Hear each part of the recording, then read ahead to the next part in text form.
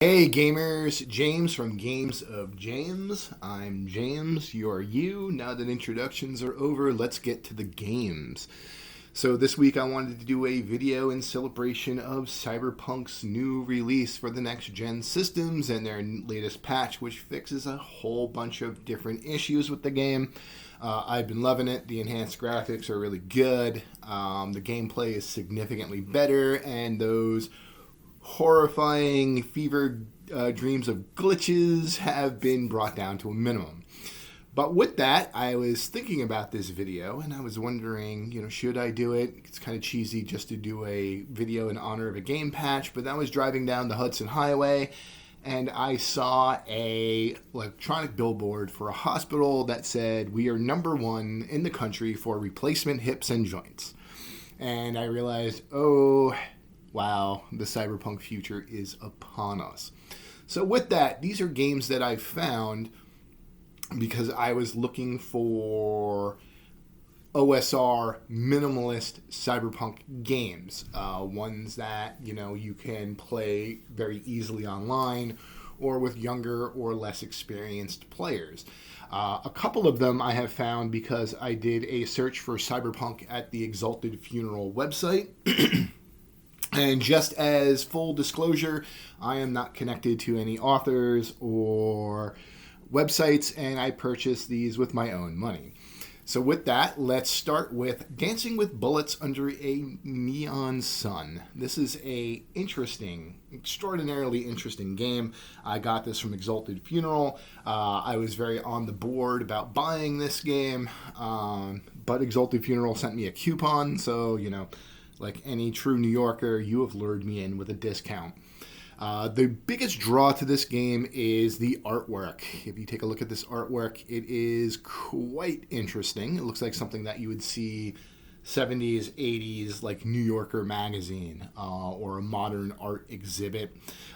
This is brought to us by Chance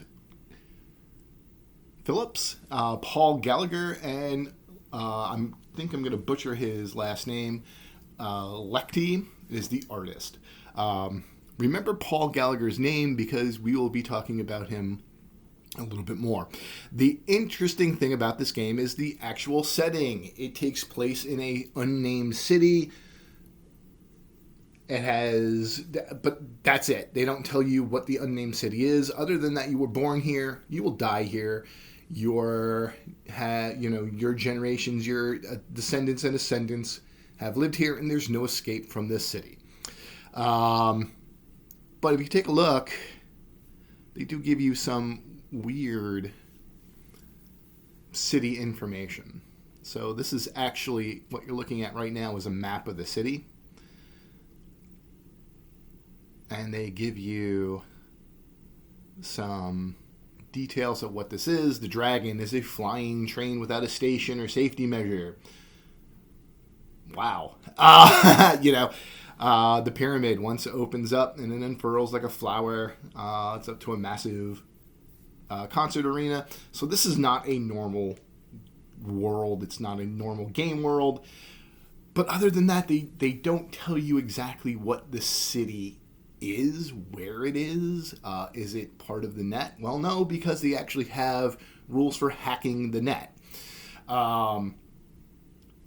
So it could be, I think they just left it up to the game master or the admin, as they're called in this game, to come up with that on their own. But, due to other tantalizing details that they have given in this game world, like flavor information, I think that this is some sort of layer of hell. That people in here are actually damned souls because they talk about that technology and science are akin to magic. Things have a ritualistic tone to it. Most people in the city are ignorant truly to the technology that they're using, and technology in and of itself is not reliable. It's either, inefficiently bulky, it's expensive, or it's just not a new innovation. It's an old product with a new paint job on it. And the only thing I could think of with that is that the authors are trying to reflect the idea that we are alienated from the technology that we use every day. So if you think about it, the cell phone is a perfect example of that, because you get a cell phone. We really have no idea. Most of us, we know the basic premise of how it works, but we don't know the nitty-gritty of how it works. We cannot produce our own cell phones. We have to buy them. Every year, the big companies come out with a new cell phone, but it's really last year's cell phone with a new paint job and maybe slightly beefed up specs. Apple is a big offender of this, where they will turn around and say, like, this is the brand new iPhone, what a great thing it is, and they like increase the screen size by like a quarter of an inch.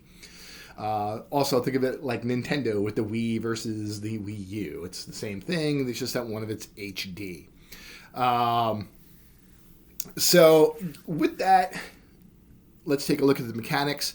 This is based off of the Black Hack. The Black Hack is a reduction of D&D 5th edition. So if you never heard the Black Hack, I suggest that you check that out.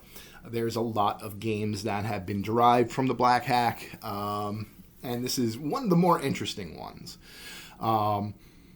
There are character classes in this game. Character generation is pretty straightforward. You roll 2d8 and you assign them to your different attributes.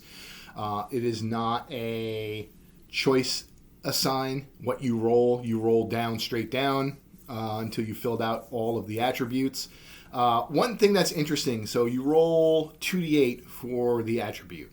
If you roll higher than a 15 or higher, for the next attribute, you roll 2d6 plus 1.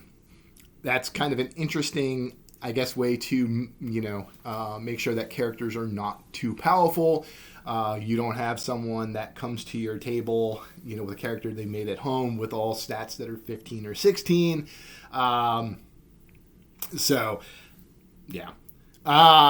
You also have essentially 2 types of hit dice for your hit points to resist damage. Your might and intellect, and those determine what the size of your hit die are. So you could take a look at the table. If you have a 6 to 15, you have to use d8s. And then you choose a character class.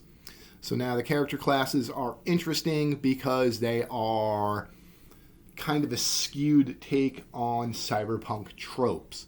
So like contractors, those are actually ex-professional combatants, whether they were police or military, that have turned to freelance work. Mercs are your street samurai. These are like Molly Millions who have come up. They're not professional soldiers, but they have just grown up in the streets and have learned to fight. Freaks are your hackers. Here's an interesting one. Puppets. Puppets are AIs that have, come to the city and have taken on a physical form. There is no set form to them. It's up to the game master and admin to come up with what a puppet looks like in a particular situation. If you go with my whole theory that this is a layer of hell, these can be demons or angels or something. Sharks are your con artists. So think of the Finn from Neuromancer. This Neuromancer would be, Raffi Face from Johnny Mnemonic would be sharks. And spiders are your, essentially, thieves. Each one has a special ability, and they get their own resilience points, which we'll get into combat. Now, contractors and mercs have actual game mechanic special abilities, whereas other ones have real, role-playing abilities. Freaks have one to a lesser extent where they can spend points to do things in the net.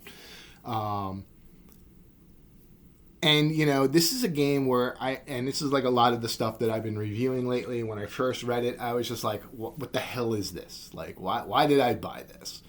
I got lured in with this interesting art, but I'm reading it and it's a mind bender of a read. And, the rules were kind of weird, even though it's based off of the Black Hack. Then I realized that this book is not it's not a system for playing a game.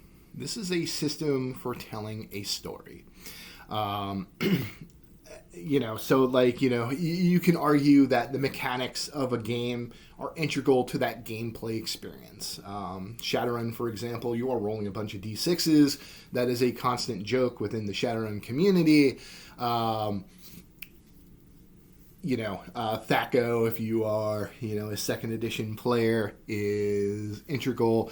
There is something to the mystique, that gets added to a game because of the game's system. These are rules that are designed to just tell the story. And it took me a while to figure that out. And once I did it, it was I looked at it, it's a really brilliant game.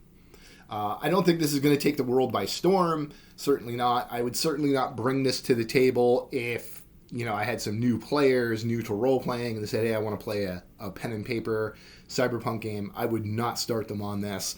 But it is, if I have more experienced players, I certainly would spend an evening or two running this game. Couple of things, and this is really just, you have to grin and bear it with these independent publishers, the smaller publishing companies.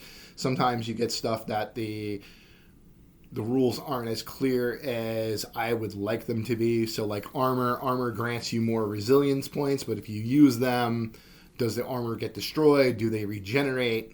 In this, they say is that if you depleted its granted resilience, you can choose to have the armor destroyed and spending a resilience point or rolling your hit die. That's cool, but what if after combat you spent 2 resilience points from your armor and you're resting for the night? Do they get it back? How does that happen? I would say no. Like once you spend the resilience points from your armor, they are lost. But then again, people would save that as an ace in a hole and spend their character's resilience points. So that would have to be, something that you, as a admin in this game, you would have to figure that out. The other thing that was kind of hard to wrap my head around is that all characters have 2 hit dice. And it was like, well, what does that mean? And then I realized they mean to say you have 2 different hit dice. And the hit dice represent your physical damage, and the other one represents your mental damage. But, other than that, everything else is pretty derivative from the Black Hack. So if you played anything else from the Black Hack, you will be very much at home. Other than that, the things that really make this game stand out too is that your weapons, sometimes your weapons have a glitch that goes in with the theme of the game where technology is unwieldy and it could be flawed. I like that. Same thing with armor. You can have some sort of problem with it. There is a drawback. They really go into the net very loosely. It's not unlike any other game in this genre. Cyberpunk or Shadowrun gets very elaborate with their net rules. This game doesn't. It's very abstract. I think it's more of something so that, the old joke that in Shadowrun, the Decker really comes into play when the rest of the party goes out to get pizza. And this one, I think, tries to streamline that. But other than that, it is a pretty straightforward cyberpunk game. I do actually enjoy this. It is a book that I think is well worth it, even just for the art alone. If you are an art fan, you would appreciate the art. It is very much that, I want to say, late 80s vibe to it, which really fits well with the cyberpunk, because the cyberpunk genre really started to mature in the late 80s. But again, this game it's interesting because they tell you little hints about what the world actually is. They do tell you can actually incorporate adventures from other games, even genres of other games. So you can take a dungeon from Morkborg and make it into a net in this game. The book is also finishes out with a bunch of different tables. And again, that is very typical with this OSR revival, minimalist revival. These tables are great. This actually comes up in another one of Paul Gallagher's other works. He has a book called Augmented Reality. I just purchased a physical copy of it from Lulu, which is just a bunch of tables that you have for Cyberpunk games where you can roll up city streets, everything from the types of buildings that are there to what's going on there. Check that out. Well worth the money if you are a Cyberpunk game master because it's a system agnostic. You can use it for a bunch of different games. But, they have a taste of that in this game. Different random names for your characters. You can actually make a random corporation, the Cherry Blossom Associates or the Nexus Robotics, Osprey-Wagner. This could be this is actually really good. I got this from Exalted Funeral. Exalted Funeral, when you purchase it from them, you will get the PDF as well, which I love because if you watch my other videos, I am a freak about keeping my books in a particular condition. I don't like to have people's pizza greasy hands touching my books. But, again, it is a very interesting game. Like I said, it's not one that's going to take the world by storm, but it is worthy to have in your collection. I find this game to be very, very good. It's good for inspiration for other games. You can actually use these tables for other games. If you're not going to play this game in particular. But, I would definitely check it out. And again, because here's a map of the net. So I think that this is it looks very similar to the city in and of itself. So I would think that either that this city is a net within a net or this is some sort of supernatural layer of hell. I guess it's up to you. But overall, I would highly recommend it. So moving on, we're going to look at Mainframe. This is by Gordy Murphy. I have also purchased this from Exalted Funeral. And again, with most of Exalted Funeral's purchases, when you buy the book, you get the PDF as well. This is an interesting game. It is based off of the Tunnel Goons system. Tunnel Goons is a fantasy minimalistic OSR system. That is one that the creator has said, go ahead, use it for whatever the hell you want, commercial or otherwise, which I think is cool. I wanted to actually do a video on the democratization of creativity in role-playing, but that is a rant for another day. Mainframe is, you're not going to get super awesome artwork. You're not going to get super awesome, it's not going to be a heavy-hitting game. Again, this is not a game that I would bring beginners in on. This is kind of, even in its simplicity, it is complex. This game is really interesting because you play as people that are permanently hardwired into the net or not. The flavor text of the game kind of contradicts itself. So they tell you that everyone is permanently hardwired into the net, and as people you play as anti-corporation mercs that are hunting down AIs. Because in this world, everyone is permanently wired into the net, and the world is run by essentially AIs. Millions and billions of AIs. They are constantly working in the net, and some of them go rogue, or some of them are controlled by corporations, and you are folks that are going to destroy them. They are...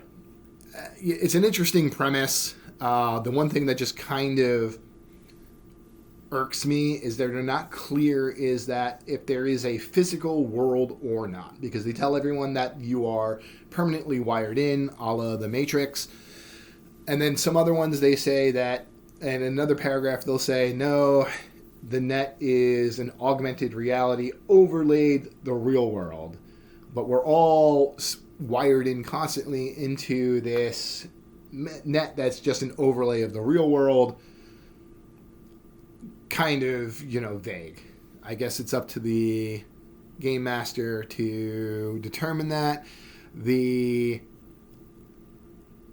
But like I said, the interesting thing about this is that it's a unique premise for the world. So corporations are running the world, but it's actually the AIs that keep it going.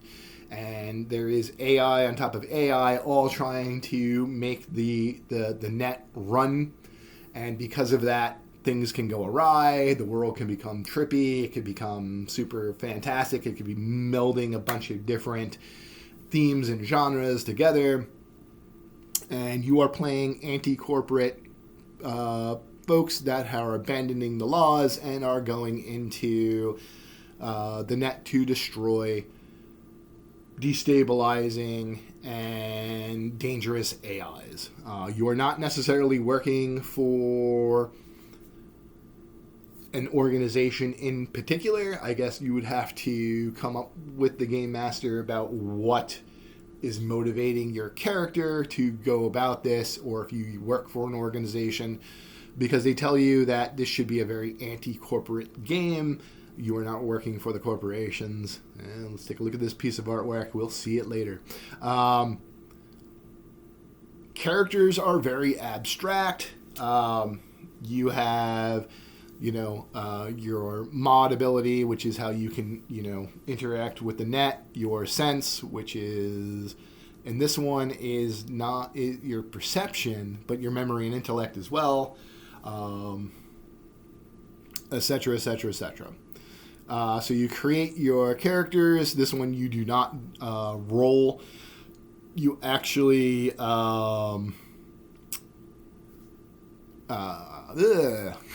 you actually distribute points, and they actually give you big leeway on how to do it, because you can distribute the points as much as you want.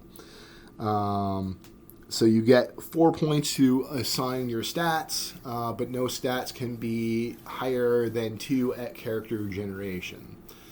And then you actually can determine what your background is. And then you have cybernetics. Cybernetics, yes, I know you're thinking you don't have a meat body, or meat bodies are irrelevant in this game. How do you have cybernetics? Well, cybernetics in this game are code that's incorporated into your avatar. And then you get to choose with the game master what that cybernetic actually does. So it's not like other games where there's well-defined, like you can get wired reflexes installed. You also have RAM, which is what you can use to make programs on the fly. Programs do different things in this game. That is, everything is based off of a program, from the weapons that you use to the armor that you wear.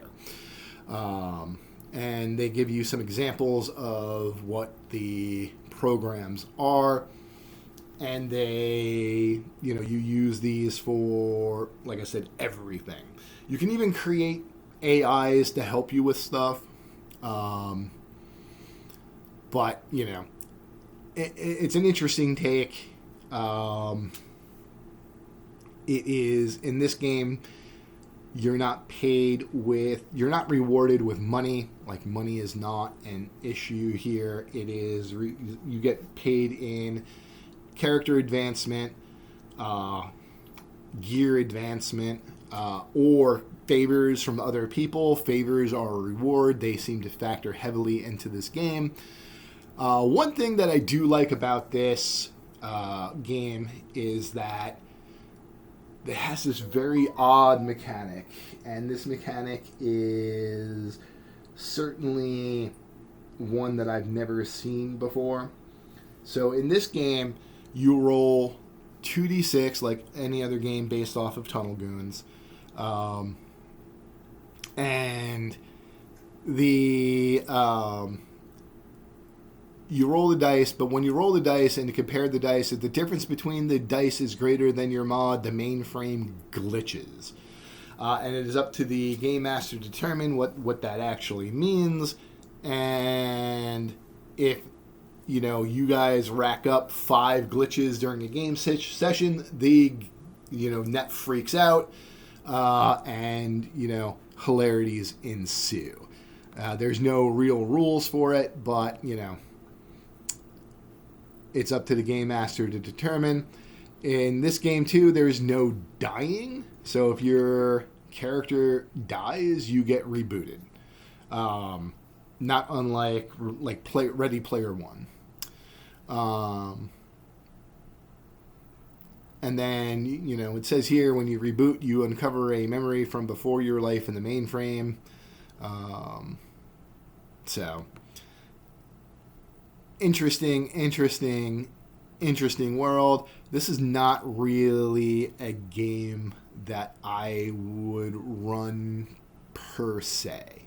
Because in this game, you are hunting down AIs. I don't think my players would quite get that. The good thing about this book, and I think the reason why you should actually own it and invest in it, is because if you run other Cyberpunk games that have a heavy net adventure in it, this gives actually some pretty great ideas. I do like the ideas that it gives in this book. It also has random server generation tips and charts. So overall, it is a great addition because it certainly wasn't too expensive. I bought this when I bought Mainframe from Exalted Funeral, so I got this at a discount because I had that coupon. And if anyone from Exalted Funeral is listening, send me more coupons. But they have different server, example servers. I do like this a lot. And like I said, it's well worth it. I just don't think that my players would get this. It's not unlike Slay Industries where I think it's like Slay Industries where my player group just can't wrap their head around the concept of, what their characters are supposed to be doing. But, your group may. Artwork is good, but it's, either AI generated or public domain. So you're not getting anything like earth-shattering. The book presentation is very well laid out. The only thing that I can't, because they talk about the physical world and how your characters can isolate stuff physically or interact physically or enter and leave the net without even knowing it. That's my biggest complaint, is that game world-wise, they don't tell you what that is. All right, so we're finally going to go on to our last game, and that is Sprawl Goons. And here we see Mr. Paul Gallagher again. This guy is actually a pretty prolific cyberpunk creator. I enjoy a lot of his works. Like I said, I just got his augmented reality book. It's also available as a PDF. A Name Your Price from Itch. I don't know if it's on Drive-Thru RPG. But it is an interesting game. This is what I would use if I had new players. So if I say, if I had a friend that was playing Cyberpunk 2077, the video game, and said, hey, I want to play, I heard there was a pen and paper, this is what I would introduce them with. So this is a download I got from Itch. I randomly found this because I was looking up Tunnel Goons, actually. And then, the creator said, here are some examples of what people have done with Tunnel Goons. And I saw this. I looked it up. I actually really like it. It is based off of the Tunnel Goons system, so if you are familiar with those other games, you are not going to find anything earth-shattering difficult to wrap your head around. This game is 3 different PDFs, and the PDFs are $3 each. I really think that he should just combine them all into one big book and charge $9. That's just me. You're not getting any earth-shattering art or creative layout here. What you see is what you get, and that is okay. There is no character classes. You just make up your character, your stats, and you get your gear. Like a lot of games recently, you have the extra dice that you can add that they can either help you or hurt you. And this one, it is glitch and upgrade dice. But, what you're getting here is rules. You are not getting world information. So you can make this into any city that you want. Either you can do the Bama Sprawl, you can put it in Night City, you can make, a New York, whatever you would want to do. Gives you plenty of optional rules as well, depending on how complex that you want the game to be. The first, here's his augmented reality. I highly recommend augmented reality. I'm going to do that in a different video. But, it is a very rules light. Doesn't really give you much. So if you were to read this at first, you could be turned off by it and be like, I just spent $3 for this. And I wouldn't blame you. But then you get Sprawl Goons, the booster pack. Where they actually give you more stuff. They give you augmentations and like other things in the cyberpunk genre. You are getting either real brand names or pseudo brand names, because that is a trope of cyberpunk, is mentioning brand names over and over again. And it is really, I'd say this is really worth it. For all 3 of the PDFs, you need to have all 3. You can't just have just the one. Gives you rules for drugs, illicit software, random corporation roles, So I think this is really fleshes it out. And then, it is, you have your backgrounds here. They don't have anything game mechanic wise. It is all story information. I do like it, much like Paul Gallagher's other works. It is very table heavy. I think this guy is a genius when it comes to just making these charts. When you are, I guess, when humans are created out in the great cosmos and are assigned talents, I would have been pretty bummed if mine was chart making. But this guy really, really takes it to that next level. And then finally, with that was Sprawl Goons. We have Sprawl Goons upgraded plugin pack, which is essentially more optional rules to make your game that much more complex if you want to. He talks about cyberspace consoles. And again, I would turn around and say, you need to have all 3. If you really want the definitive Sprawl Goons experience, I would use all 3. And like I said earlier, this is the game that I would use to make a cyberpunk experience for those that are new to role-playing. Like, I certainly wouldn't hit them with the other 2. This is what I would use. This is if somebody was, big into Cyberpunk but never played Dungeons and Dragons before, never played a role-playing game before. This is what I would hit them with. Because I would create my own city. It is, but I think this is actually really great. And like I said, you need to take it overall. You can't just use one or the other. You need to use all of it. So I got this from Itch, but this is available on other websites. So you are free to go and use it as you from other websites to download. I know, I don't think there is a way to get a physical copy of this unless you print it out. But out of all of them, this is my favorite. Definitely check it out. I definitely am going to be looking for more of Paul Gallagher's work.